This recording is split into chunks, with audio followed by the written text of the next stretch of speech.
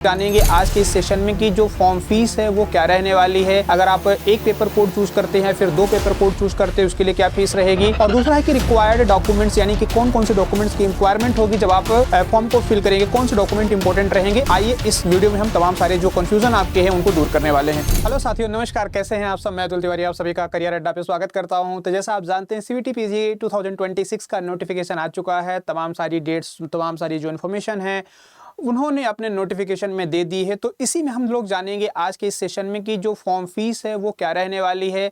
अगर आप एक पेपर कोड चूज करते हैं फिर दो पेपर कोड चूज करते हैं उसके लिए क्या फीस रहेगी, या फिर अगर देखा जाए कि दो से ज्यादा अगर आप पेपर कोड चूज करते हैं तो उनके लिए क्या फीस रहने वाली है, और मैक्सिमम आप कितने पेपर कोड चूज कर सकते हैं जिसके लिए फॉर्म फीस कितनी आपको पे करनी पड़ेगी, चाहे अलग अलग कैटेगरी की बात करें। और दूसरा है कि रिक्वायर्ड डॉक्यूमेंट्स यानी कि कौन कौन से डॉक्यूमेंट्स की रिक्वायरमेंट होगी जब आप फॉर्म को फिल करेंगे, कौन से डॉक्यूमेंट इंपॉर्टेंट रहेंगे। आइए इस वीडियो में हम तमाम सारे जो कंफ्यूजन आपके हैं उनको दूर करने वाले हैं। ठीक है, तो सबसे पहले तो आप जानते हैं कि देखिए यहाँ पर जो हमारे सामने लिखा गया है, यहाँ पर आप देख पाएंगे कि जो ये फॉर्म की फीस है, ठीक है, कि जो अलग अलग कैटेगरी के जो स्टूडेंट्स हैं उनके लिए क्या फॉर्म फीस रहने वाली है। तो आप देखेंगे एप्लीकेशन फीस यहाँ पर दे रखी है, application fees up to 2 test paper. मतलब अगर आप दो पेपर कोड को चूज करते हैं, या जैसे मान लेते हैं हिस्ट्री ज्योग्राफी, हिस्ट्री पॉलिटी, या जो भी आप की कैटेगरी में आप जो जिसमें आपको लगता है कि इसमें हम फॉर्म फिल कर सकते हैं, ठीक है, तो दो सब्जेक्ट का जो पेपर की फीस रहने वाली, एप्लीकेशन फीस रहने वाली है, वो कितनी रहेगी टेस्ट पेपर की। तो 1400 जनरल कैटेगरी के लिए, जनरल और ईडब्ल्यूएस ओबीसी के लिए यहाँ पर, एबीसीएनसीएल के लिए यहाँ पर 1200 के लगभग रहेगी, एससी एसटी के लिए और थर्ड जेंडर के लिए यहाँ पर 1100 रुपीज के लगभग रहेगी, और पर्सन विद डिसेबिलिटी यानी पीडब्ल्यूडी के लिए यहाँ पर 1000, और आउटसाइड इंडिया की अगर बात करें तो 7000 इनके लिए फीस रहने वाली है। ठीक है, और वहीं पर अगर आप दो से ज्यादा पेपर कोड को चूज करते हैं, जैसे कि देखा जाए कि 3, 4 मैक्सिमम 4 पेपर कोड आप चूज कर सकते हैं। इस बात को भी आप नोट करेंगे कि मैक्सिमम यहां पर कितने पेपर कोड आप चूज कर सकते हैं।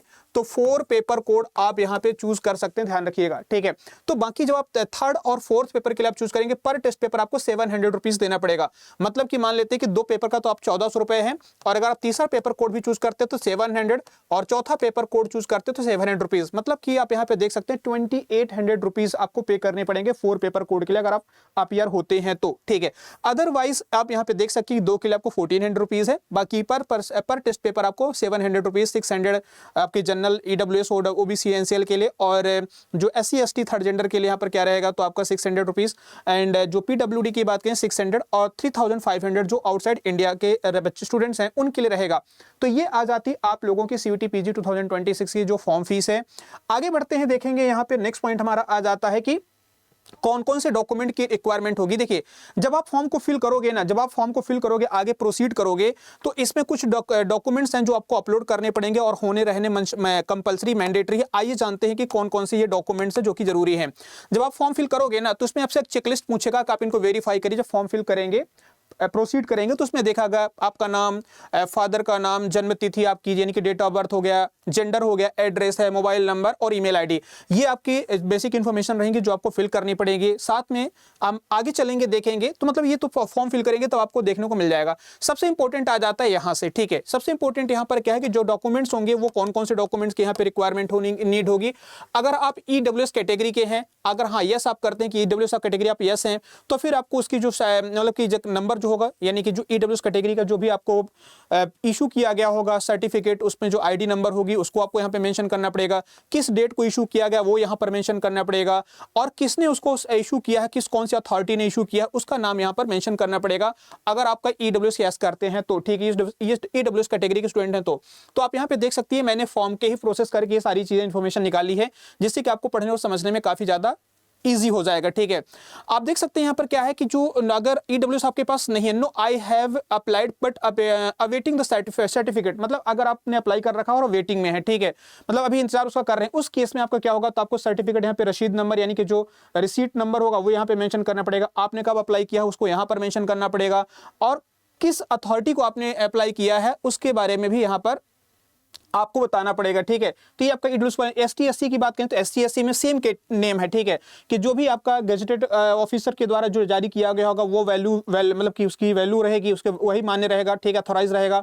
और देखा जाए तो यहाँ पर आप देख पाएंगे जो कैटेगरी मतलब कि जो सर्टिफिकेट ID है वो आपको यहाँ पर मेंशन करनी पड़ेगी, कब इशू किया गया है और किस अधिकारी ने इशू किया, कहाँ पर अथॉरिटी ने, किसने इशू किया है, उसके बारे में यहाँ पे बताना पड़ेगा।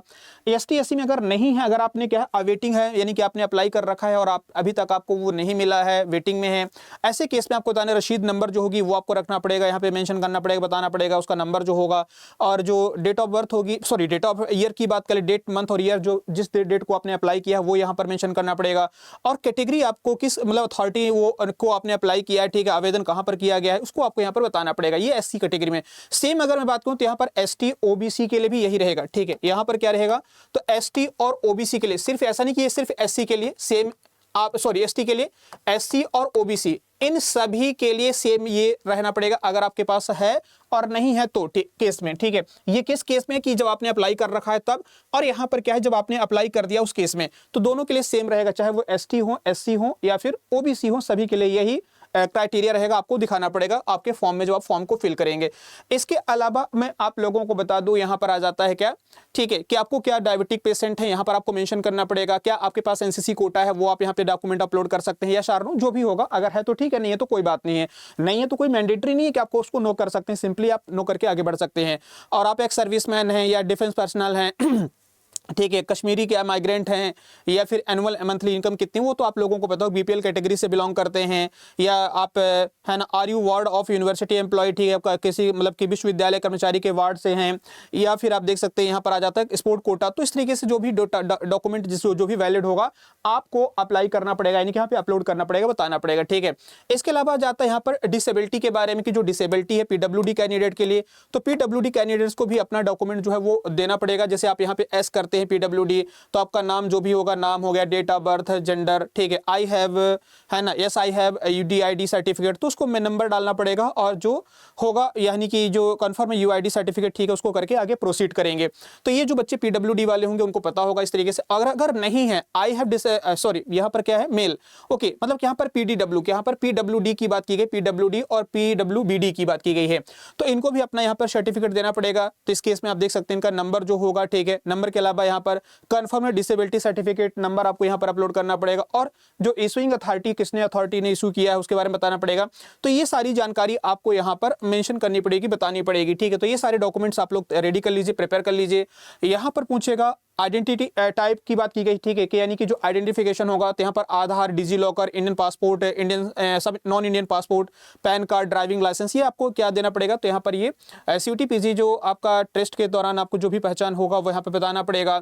यहाँ पर अपार ID है, ठीक है, अपार ID अगर आपके पास है तो आप यहाँ पे फिल कर सकते हैं, नहीं है तो फिर कोई बात नहीं। ये अपार ID क्या होती है, automated permanent academic account registry की बात कर लेते हैं, जो एक यूनिक ID होती है जो आपको देनी पड़ती है, ठीक है। तो आप इसमें देख सकते हैं यहाँ नाम और डेट ऑफ बर्थ है, और ये अपार ID 12 डिजिट की होती है, सॉरी हाँ 12 डिजिट की होती है, तो आप लोग यहाँ पर अपलोड कर सकते हैं, ठीक है। ये one nation one student ID होती है, ये एजुकेशन मिनिस्ट्री इसको रिलीज मतलब कि जारी करती है, इशू करती है। अगर आपके पास है तो ठीक है, नहीं है तो कोई बात नहीं है।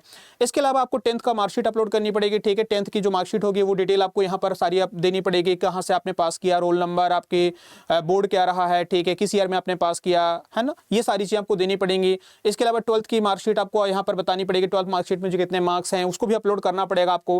तो ये सारी डिटेल यहाँ पर आपको फिल करनी पड़ेंगी, ठीक है। आप देख सकते हैं ग्रेजुएशन है, अगर आप ग्रेजुएशन कंप्लीट कर चुके हैं तो भी आपको बताना पड़ेगा कहाँ से आपने किया है, ठीक है, अपना कंप्लीट बोर्ड और यूनिवर्सिटी जो भी है, ठीक है, यहाँ पे मेंशन करना पड़ेगा। परीक्षा आपने कौन सी क्वालिफाई की है, किस ईयर में किया है, रोल नंबर क्या था, संस्था का नाम और एड्रेस आपका सब कुछ यहाँ पे देना पड़ेगा। और अगर आप अपीयरिंग में है तो अपीयरिंग में भी आपको बताना पड़ेगा कि किस यूनिवर्सिटी में आप अपीयर हैं, आपका जैसे 26 में अपीयर हैं तो कौन BA कर रहे हैं या कुछ भी जो भी कर रहे होंगे आप लोग, BSc MSc sorry BA BSc या फिर BCom जो भी टाइप आपका ग्रेजुएशन कर रहे हैं उसको यहाँ पे मेंशन करना पड़ेगा। रोल नंबर यहाँ पर बताना पड़ेगा, संस्था का नाम, एड्रेस, सारी चीज़ें आपको यहाँ पे बताना पड़ेगा। अभी रिजल्ट क्या रहा है आपका, वो रिजल्ट चलो ठीक है, जब पास ही नहीं हुए तो रिजल्ट का कोई मतलब ही नहीं है, तो ऑलरेडी हिडन फॉर्म में, ये क्या हिडन है, तो यहाँ पर ये डेटा आपका नहीं रहेगा। इसके अलावा अगर मैं बात करूँ तो यहाँ पर आ जाता है एप्लीकेशन फॉर्म स्टेप की contact detail, personal detail, disability detail, identity detail, ठीक है। इस तरीके से देखा जाए तो टोटल 11 स्टेप फॉलो करने पड़ेंगे, तब जाकर के आपको फॉर्म फिल कर पाएंगे। और जो भी बच्चे CUT PG 2026 के लिए अपियर होने जा रहे हैं और तैयारी कर रहे हैं, वो हमारे साथ यहाँ पे जुड़ सकते हैं हमारे कोर्सेज के साथ, ठीक है। तो ये हमारे अभी बैचेस चल रहे हैं, हिस्ट्री और ज्योग्राफी में आप लोगों को कवर करा रहा हूँ। तो मेरा हिस्ट्री का महापैक है, इसी तरह के ज्योग्राफी का भी महापैक है, जिसमें अनलिमिटेड फीचर्स हैं, मतलब कि जो क्रैश कोर्स है, बैचेस हैं, पीडीएफ नोट्स हैं, टेस्ट है, सब कुछ इसके अंदर अनलिमिटेड एक्सेस आपका यहाँ पर रहेगा फ्री, और एक ही बार पेमेंट करने के बाद आपको कोई दोबारा पेमेंट नहीं करना पड़ेगा। ये हमारा हिस्ट्री का फाउंडेशन बैच है, अभिमन्यु सुप्रीम 2.0, आप हमारे साथ यहाँ पे भी जुड़ सकते हैं। और हमारा ज्योग्राफी का फाउंडेशन बैच है एकलव्य सुप्रीम 2.0, आप हमारे साथ यहाँ पे कनेक्ट हो सकते हैं। और 8030 कोड का इस्तेमाल करिएगा, यहाँ पर आपको मैक्सिमम डिस्काउंट मिल जाएगा। और ये मेरी ईमेल आईडी, आप मुझे यहाँ पे कांटेक्ट भी कर सकते हैं किसी भी तरीके की क्वेरी इन्फॉर्मेशन के लिए, ठीक है। साथ में देखा जाए तो ये मेरा टेलीग्राम चैनल है, आप मेरे इस टेलीग्राम चैनल पे भी मुझे आप कॉन्टेक्ट कर सकते हैं, जुड़ सकते हैं। यहाँ पे क्लासेस के PDF नोट्स, क्विज, सब कुछ आपको यहाँ पर मिलता है, ठीक है। तो चलिए फिर लग जाइए आप लोग तैयारी में, और अगर कोई और इन्फॉर्मेशन चाहिए तो आप मुझे कमेंट भी कर सकते हैं। और मिलते हैं एक नए सेशन में, टेक केयर, बाय बाय।